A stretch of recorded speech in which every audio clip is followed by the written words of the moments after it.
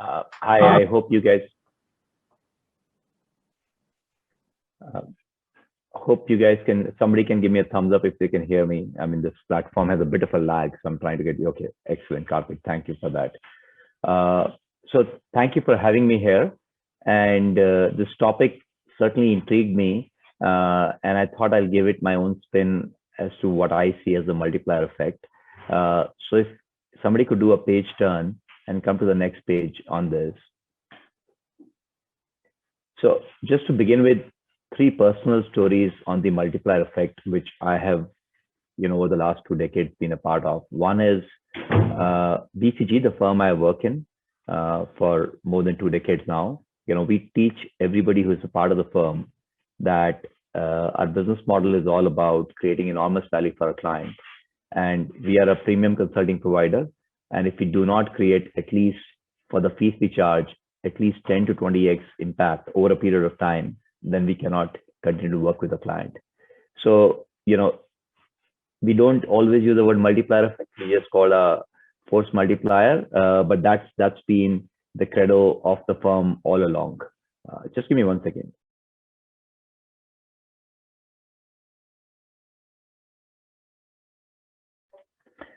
Sorry. So that's just what is all about BCG. Then the next one is, as the MC introduced, the topic of financial inclusion.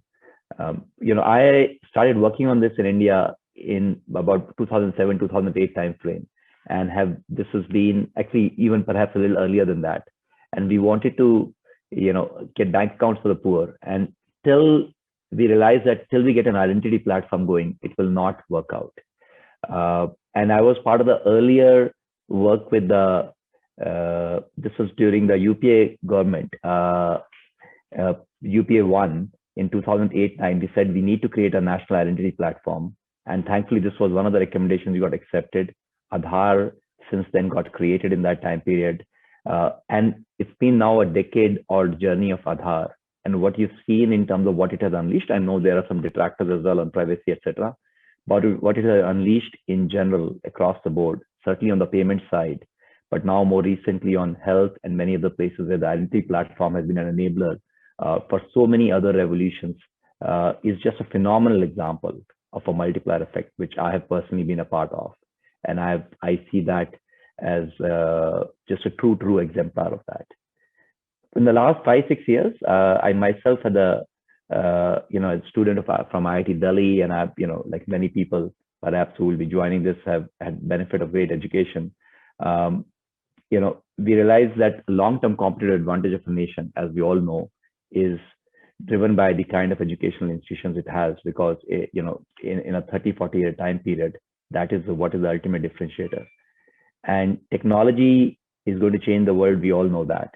And we felt that there was a lot more need for new age institutions, which will create the students of tomorrow, which will go on to change the world. And that led me on to this journey, along with many other people, to start the effort to create Plaksha University. And that's an institution which is coming of age, and hopefully will live up to its promise that we've all kind of conceptualized it with. So 3 different stories: a corporate story, a story in the world of government, a story in the world of education, but all exemplifying the multiplier in its own different ways. Yep. So hopefully those are 2 personal stories. But just what I thought, what I will do to bring it home for you is, if you turn the page to the next one, is what is happening in the world around us where multipliers are pertinent. And I thought I'll put the spotlight on a few of them. One is ecosystems. This has become an all-pervasive world, and I think the multiplier effect is truly evident on that, and I like to talk about that. The other one, which I am very passionate about, is the role of leadership. We often talk about technology, we often talk about many other things. We underestimate the role of leadership as a multiplier. So how do you scale talent and results by investing in great leadership is another topic I would like to touch upon. And lastly, we are always doing crystal ball gazing. So what are some of the things, some of the friction points that I see in the world of corporate, or, broader than that, where the emerging innovation could create a multiplier. So I thought I'll cover these three aspects on the multiplier effect. Again, it's a phrase which lends itself to its own interpretation. So hopefully you'll find some of these useful as I go along on this journey. Yeah. Okay. So then turning on the page, ecosystems have become, we all know this phrase. If somebody can do a page turn, please. Yeah. I think we all know it, but I just wanted to share one or two factoids which just amplifies the importance of ecosystem. If you take a look at some of the highest valued companies in the world today, and take the top 20 of them, half of them today have ecosystems at the core of their business model. This includes companies like the Microsoft, the Googles of the world, but would be a much longer list. So I think ecosystems are genuinely becoming a huge value creator, and they're more than 60% plus of sales across. Going forward, at least all of our analysis indicates that you're either a player in an ecosystem, or you're not going to have a success story coming on. So the important thing of that is, having said that, every ecosystem does not succeed. More than 80% of the ecosystem which are conceptualized fail. So how do you set yourself up, rightfully so, to be able to participate in an ecosystem which is set up for success is incredibly important. And that's and also the other important aspect is, how is that the value share is fair across ecosystems, because there are ecosystems which have monopolistic behavior. So just keeping those in mind is something hugely important as many people think about various aspects of innovation. If you can just move on to the next, and I'll skip a page, skip the next page, but go on to the talent part. Yeah, go on to the next one, please. Yes, this one is a topic I'm incredibly passionate about. I think this is an analysis by BCG on firms which are, these are of the leading Fortune 100 best companies to work for versus S&P 500. And if you take the best companies to work for over a long period of time, this is a decade-long analysis, you will see that on shareholder return, which is the ultimate analysis of what creates value, the best companies to work for create far more value on an annualized basis than the leading S&P 500 firms over the same period. Over a 10-year period, if you do the analysis, this becomes a 46 percentage points more shareholder value. So we all know this intuitively, so I'm not telling you anything new, but this just quantifies the amount of value that can be created by more people-centric companies. And hence, it calls out the need for the role of talent and the role of leadership. If you go to the next page, to give you a few more examples. So I would like to look at it in two different flavors. One is the cost of missteps, and the other one is the impact of getting it right. So if you get a leader wrong, the cost of that can be between, just 0.5% to actually up to 20% of the annual profit. Very sizable. Of all the decisions we take, we know this is important, but again, this quantifies the extent to which it is important. There's also equally data on sales practices, etc. On the impact of getting it right, you can turn it the other way, the cost of getting it wrong or the impact of getting it right. Whether you look at turnover, whether you look at productivity. And I already showed you the example of people companies outperforming the market average. So this is vitally important, and often in the rush, we can think of many other aspects, but I think companies or institutions or individuals undervalue this sometimes. So if you go to the next page, this is what I call, when all of these three things come together, that's where the leadership multiplier happens. All of us at some stage have, I'm sure, possibly been positively impacted by somebody who's been a leadership multiplier. Whether it was somebody in the family, somebody in your organization, somebody in your institution you went to study. What do those people who are leadership multipliers do? They create a phenomenal culture. They build meaningful connections, and connections are very important because, as I just talked about, the fact that ecosystems create a lot of value. So these are not connections just within the institution or within the organization. These are connections beyond the organization as well that become incredibly important. And they make sure that there is a, it's not just about the vision and the mission, but the firms that people are part of or the institution that people are part of, they feel there's a larger purpose they are trying to solve.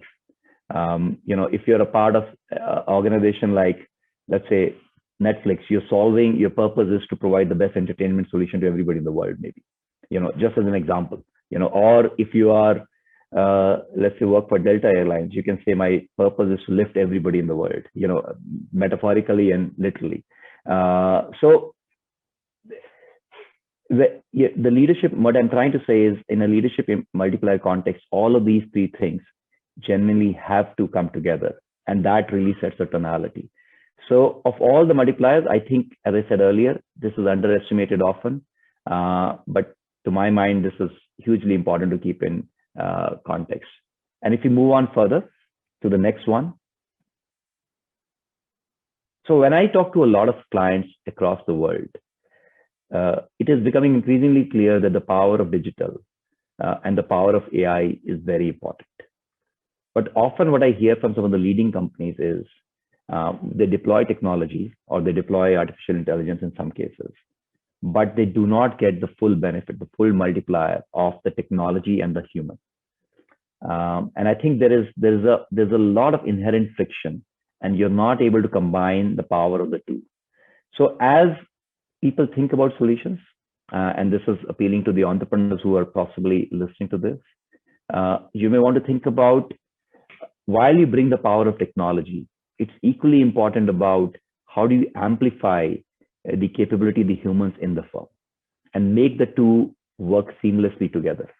There are incredible examples of products which are conceptualized very well, but in the end, the delivery leaves a lot to be desired. And why is that so? Because, and let me, another phrase which we use is this concept of what I call 10, 20, 70. So 10 is what I will call the technology, 20 is what I call data and the algorithms, but 70 is the human aspect of the change. So many places we think about the 10, we think about the 20, but we do not spend enough time thinking about the 70. And that's where the cookie crumbles. So if you want to make large scale change happen, get the 10, get the 20 right, but make sure you get the 70 right. Our experience indicates over and over and over again that people will focus on the 10, focus on the 20, but really underestimate the value of the 70, which is the cultural aspect of change, which is about, and that's when the true multiplier of the technology happens. Because that's when, I almost liken it to, you're helping everybody in the organization, where if you're a Marvel fan or, whatever your superhero is, everybody in the organization is wearing a superhero suit or a superman, superwoman suit, to be more gender neutral. So that's the power of technology, and making sure it is humanized in that context is increasingly important. And then to the last page, which I had, if you can do a page turn. On the crystal, I mean, many of these things are somewhat known, but I think that we use this phrase deep tech, and possibly you also use it, and it's become a commonly used phrase. Each of these things which are on this page on the right, on the circles, are all defining changes that are beginning to happen. But before I talk about them a little bit, one of the biggest challenges of this decade, which is in front of us, is about climate and sustainability. As I talk to CEOs and chairpersons across the world, they're all, 18 months ago, they were less consumed by that, but the world of COVID has got them even more consumed about the fact that we need to take more care of our planet, and it's a collective responsibility. And if we have to solve some of the hardest problems of climate and sustainability, be it about net zero and emissions, be it about circular economy, be it about food, land, and water systems, and be it about what I call adaptation and resilience, which basically means that the temperature change is real, but we have to adapt to the world of temperature change. All of these vectors or the bricks, as I call them, which are shown on the screen, are important to solve some of the highest problems, or of problems of that nature. Hundreds of billions of dollars of money is going to move into people who find answers to some of those solutions. And that will possibly be the biggest multiplier effect we will create for the planet at large. Um, and the hope is not really from, I think the hope is really that many of these can be combined together to solve some of the hardest problems of our times. So this is a multiplier effect, which is in its very early days of conceptualization, which when you'll be holding a conference like this, 3 to 5 years from now, many people will start talking about the promise of those. Many people will talk about the potential of those. So again, appealing to all the people who are interested, using many of these to solve the hardest problem facing the world today is the best multiplier effect that lies ahead. So to recap, I'm sure all of us have our own personal stories of multipliers. I shared a few of mine. What I see is ecosystems are increasingly very, very important. And participating in ecosystems in a holistic fashion, but also where fair value capture happens, is important. Please do not underestimate the value of talent and leadership in creating a multiplier. And lastly, there are some incredibly hard problems for us to solve, but technology itself is not the solution. Making it humanized technology is important, and then use all these emerging technologies which are in front of us to create a great multiplier for the world. I think the world needs it, and we will all be better off if we create this multiplier effect. So I know we still have a couple of minutes left on the clock, but that brings me pretty much to the end of what I had to say. Hopefully it will spark some ideas. I saw that you have a packed agenda ahead of you, and all the very best for the time ahead.